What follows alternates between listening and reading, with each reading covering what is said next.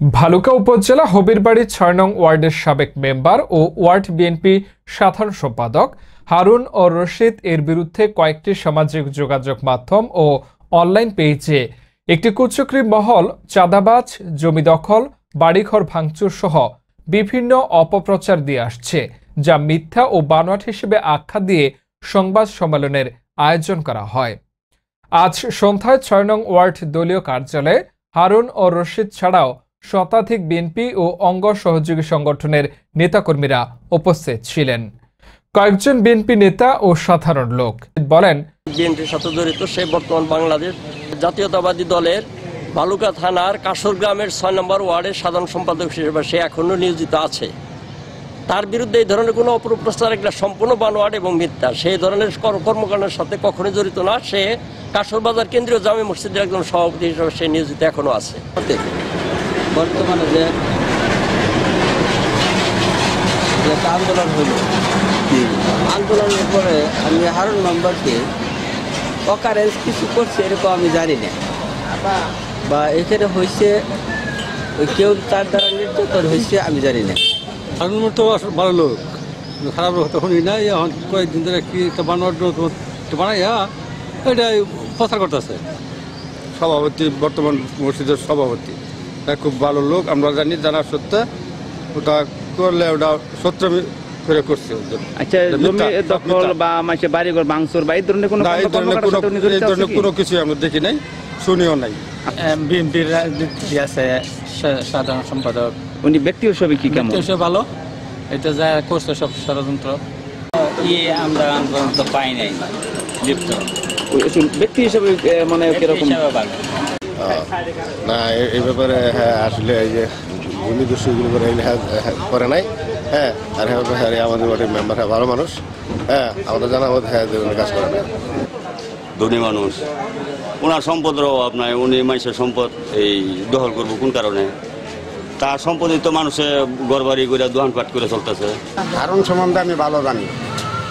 হারুন কোনো এলাকার কোনো ক্ষয়ক্ষতি করে নাই। আমি লীগ সরকারের আমলে হারুনের বাড়ি ভাঙচুর করছে পুলিশ এবং তার নেতারা, না বরঞ্চ আমার বাড়িঘর ভাঙ্গা লুট করে নিয়ে গেছে গা।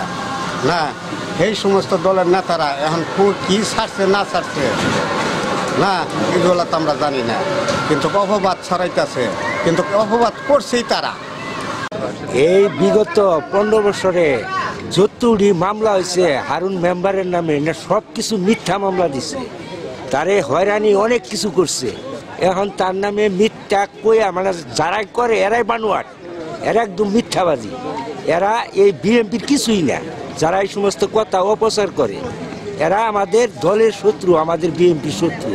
এই জন্যই তাদের পচাবার জন্য এই কামকাণ্ড করছে, কিন্তু এই দলটারে টিকে রাখছে আমাদের হারুন মেম্বার সাহেব। হারুন রশিদ কোনো খারাপ কাজের সাথে জড়িত না। উনি একজন ভালো মানুষ, কারো বাড়িঘর ভাঙচুর করে নাই, আমি এই ধরনের কথা শুনিও না। এই হিসেবে বক্তব্য হলো আমার, হারুন মেম্বার আজও পর্যন্ত শুনি নাই কোথাও চাঁদাবাজি করছে, আমার দৃষ্টিতে পড়ে নাই। এখন কারা কি লেখছে না লেখছে সেটা আমি জানি না, তবে ব্যক্তি হিসেবে ভালো। খুবই আমরা দেখলাম ভালো লোক। সে তো আসলে কোনো দুর্নীতি দেখি নাই।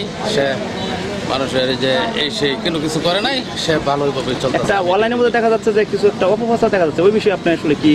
শুধু মানুষের শুধু চক্রান্ত হইতে পারে, কিন্তু আসলে এটা সত্য না। এ সময় সমাজসেবক ও ওয়ার্ড বিএনপির সাধারণ সম্পাদক হারুন ও রশিদ বলেন, নামে বেনামে কিছু ফেসবুক আইডি থেকে আমাকে নিয়ে মিথ্যা ও ভিত্তিহীন তথ্য প্রচার করা হচ্ছে। রশিদ মেম্বার, সভাপতি কাশর ৬ নং কেন্দ্রীয় জামে মসজিদ। আমি ৬ নং ওয়ার্ডের বিএনপি সাধারণ সম্পাদক হিসাবে 2009 সাল থেকে সর্বোচ্চ নিষ্ঠার সাথে দায়িত্ব পালন করে আসছি। আপনারা ইতিমধ্যেই অবগত আছেন যে ৬ নং ওয়ার্ডের বিএনপিকে সুসংগঠিত রাখার জন্য সব সময় আমার উপর মামলা হামলা করা হয় গত 17 বছর ধরে, কিন্তু আমি জাতীয়তাবাদী দলের শক্তি মনে ধারণ করে এগিয়ে গিয়েছি। সব সময় আমি কাশর কেন্দ্রীয় মসজিদের সভাপতি হওয়ার কারণে বিভিন্ন সময় ওয়াজ মাহফিল এবং মসজিদের উন্নয়ন কাজের উদ্দেশ্যে সব মানুষের সাথে বসতে হয়েছে দলমত নির্বিশেষে। আপনারা অবগত আছেন যে বৈষম্য বিরোধী ছাত্র আন্দোলনের শুরু থেকেই শেষ পর্যন্ত আমার 3 সন্তান নিজেকে জীবন বাজিয়ে রেখে ঝাঁপিয়ে পড়ে স্বৈরাচার সরকারের পতনের আন্দোলনে আমার জনপ্রিয়তার প্রশমিত হয়ে কিছু কুচক্রী মহল বিএনপির উপর কিছু দালাল যারা রাতের আধারে আওয়ামী লীগের লোকজনের নিয়ে বৈঠক করে আমার নামে মিথ্যা ভিত্তিহীন তথ্য উপাত্ত ছাড়া ভুয়া নিউজ প্রচার করে বিভিন্ন ফেসবুক আইডি খুলে এবং সম্মানহানি করার চেষ্টা করতেছে। আমি এই মিথ্যা সংবাদ প্রচারের তীব্র নিন্দা ও প্রতিবাদ জানাই। পাশাপাশি আইনানুগ ব্যবস্থা গ্রহণ করার সিদ্ধান্ত নিয়েছি। দলমত নির্বিশেষে আপনারা 6 নং ওয়ার্ডের কাশরবাসী সব সময় আমাকে জনপ্রিয়তার শীর্ষস্থানে রেখেছেন। আশা করব একইভাবে সামনের সময় এগুলোতেও এভাবেই আপনাকে আমার পরিবারের সকলের সমর্থন এবং ভালোবাসা নিয়ে যাবেন।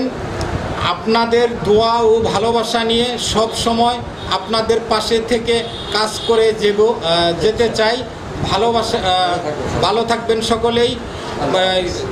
এই শেখ হাসিনা প্রেতাত্মা যারা আছে আজকে পর্যন্ত বিএনপিকে যেভাবে হেনস্থা করা যায় সেই চক্রই আজকে পর্যন্ত তারা লিপ্ত আছে। আমার উপরে বিভিন্ন সময় গায়েবী মিথ্যা মামলা দিয়ে এই 17 বছর হয়রানি করা হয়েছে।